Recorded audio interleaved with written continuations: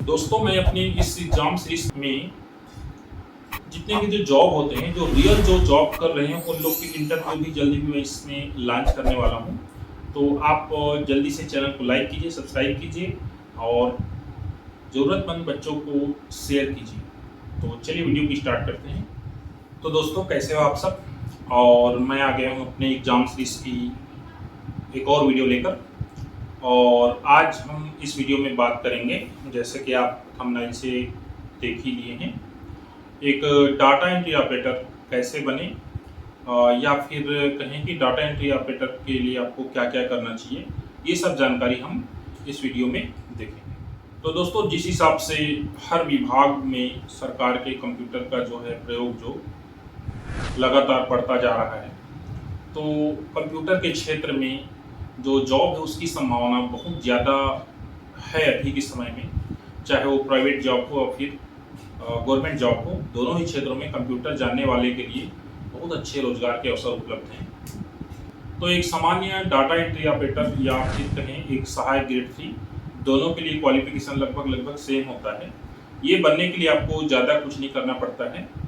आप 12वीं कक्षा के बाद DCA कर लीजिए, और या तो फिर कॉलेज के बाद आप PGDCA कर लीजिए। अगर आप गणित में विद्यार्थी हैं 12वीं कक्षा में, तो आपके पास एक और ऑप्शन होता है। आप कॉलेज में साइंस विषय चूज करते समय केमिस्ट्री अथवा फिजिक्स के स्थान पर आप कंप्यूटर साइंस भी ले सकते हैं। इस तरह से आप ये भी कर सकते हैं। डाटा एंट्री ऑपरेटर जॉब में पहला तो डाटा एंट्री ऑपरेटर नाम से ही जॉब आता है, और दूसरा है सहायक ग्रेड 3। मैं आपको बताना चाहूँगा कि अगर दोनों में चूज करना पड़े तो आप सहायक ग्रेड 3 को चूज कीजिए, क्योंकि डाटा एंट्री ऑपरेटर जॉब में प्रमोशन के लिए आगे आपके पास जो है और पोस्ट नहीं होते हैं।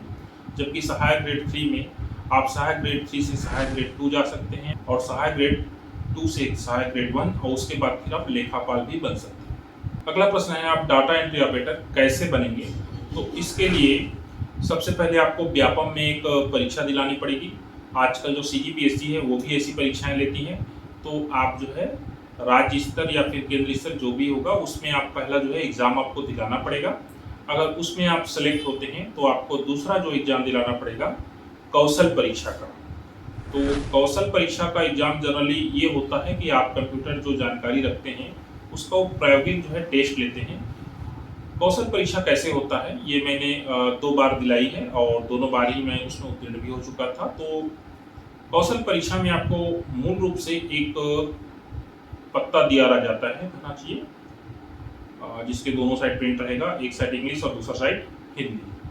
और दोनों जो पेजेस में केवल टेक्स्ट नहीं रहता, टेक्स्ट साथ अंक भी रहेंगे, स्पेशल कैरेक्टर भी रहेंगे, बोल्ड भी रहेंगे, इटैलिक कैरेक्टर भी रहेंगे, ये सब रहता है।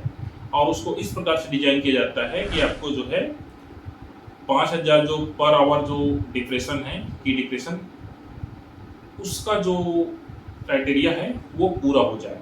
वैसे देखा जाए तो 28 से 30 शब्द प्रति मिनट आता है, और या फिर 5000 डिप्रेशन पर आवर, ये दोनों होता है। तो आप अगर प्रायोगिक परीक्षा में उत्तीर्ण होते हैं, वैसे ये क्वालिफाइंग होता है, आपको 15 मिनट का शायद समय दिया जाता है, और 15 मिनट में आपको जो है वो कागज जो है टाइप करके देना पड़ता है। अभी 2-3 जो राज्य सरकार के द्वारा जो विज्ञापन जारी किए गए हैं डाटा एंट्री ऑपरेटर में, उसमें एक और चीज़ मांग दिया गया है, वो है मुद्रण परीक्षा, या फिर जो टाइपराइटर आता है, जो हम टाइपराइटर यूज करते हैं, उसका भी जो प्रमाण पत्र है वो भी मांगा जा रहा है। तो इसके लिए आप जो है, ये बहुत घबराने वाली बात नहीं है। जो टाइपराइटर का कीबोर्ड है और कंप्यूटर का कीबोर्ड है, दोनों सेम रहता है बिल्कुल। तो आप अगर कंप्यूटर के कीबोर्ड में अच्छे से आपका टाइपिंग स्पीड बना हुआ है, तो आप टाइपराइटर में भी बहुत जल्दी आप उसमें अपना कमांड पा लेंगे। इसके लिए जो है हर जिले में परीक्षाएं आयोजित होती हैं। जैसे मैंने जांजगीर के गट्टानी में दिलाया था, वहाँ उसका सेंटर होता है। तो आप जो है ये परीक्षा जब भी होगी राज्य सरकार की, वैसे हर साल नहीं होती, आपको इस चीज़ का ध्यान रखना चाहिए। तो जिस साल भी होती है उस साल आप जो है वो परीक्षा दिलाकर ये प्रमाण पत्र भी प्राप्त कर सकते हैं। अब बात करते हैं इस जॉब में आपको कितनी सैलरी जो है वो लगभग मिल सकती है। तो आपकी स्टार्टिंग सैलरी जो है 19 से 20 हज़ार होती है। अगर आप प्राइवेट जॉब में इसमें जाना चाहेंगे तो आपको मिनिमम जो है 5 से 10 हज़ार रुपये स्टार्टिंग में मिल जाती है। दोस्तों कंप्यूटर में आपको अगर 5000 की डिप्रेशन पर आवर की स्पीड या 30 वर्ड पर मिनट की स्पीड प्राप्त करना हो तो इसका सबसे अच्छा तरीका है आप किसी न किसी ऐसे जगह प्राइवेट जॉब कीजिए जहां पर इस तरह से टाइपिंग जो है किया जाता हो, क्योंकि जब तक आप वास्तविक परिस्थिति में टाइपिंग नहीं करेंगे तब तक आपका जो स्पीड उतना नहीं प्रोग्रेस होगा। हम घर में अगर टाइपिंग करते हैं तो एक तो ये होता है कि घर में जो आप टाइपिंग करते हो उसमें बहुत सारे जो स्पेशल कैरेक्टर्स हैं वो इंक्लूड नहीं होते, जबकि आप बाहर कहीं टाइपिंग करते हैं तो उसमें बहुत सारे जो है पैराग्राफ्स हैं, स्पेशल कैरेक्टर्स हैं, फॉर्मेटिंग है, बोल्ड है, इटैलिक कैरेक्टर है, ये सभी चीज़ें उसमें आती हैं, इसलिए वो ज़्यादा बेटर है।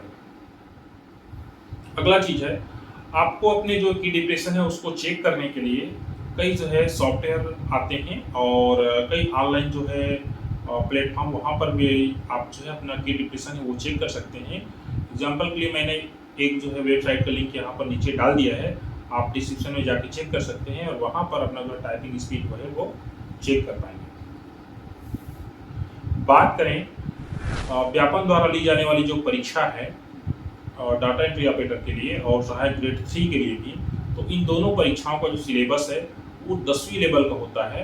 आप 10वीं स्तर के जितने भी विज्ञान हैं और गणित है उसको अच्छे से पढ़ लेंगे तो आप इस परीक्षा में आराम से उत्तीर्ण कर जाएंगे और ये परीक्षा जो उत्तीर्ण करने के पश्चात आपको 1:3 में कौशल परीक्षा के लिए इन्विटेशन जो है वो दिया जाता है। दोस्तों इस वीडियो में इतना ही। अगर आपको डाटा एंट्री ऑपरेटर जॉब के बारे में किसी प्रकार से भी कोई प्रश्न है तो आप नीचे कमेंट करके पूछिए, मैं जितना हो सकेगा जवाब देने का कोशिश करूँगा। धन्यवाद।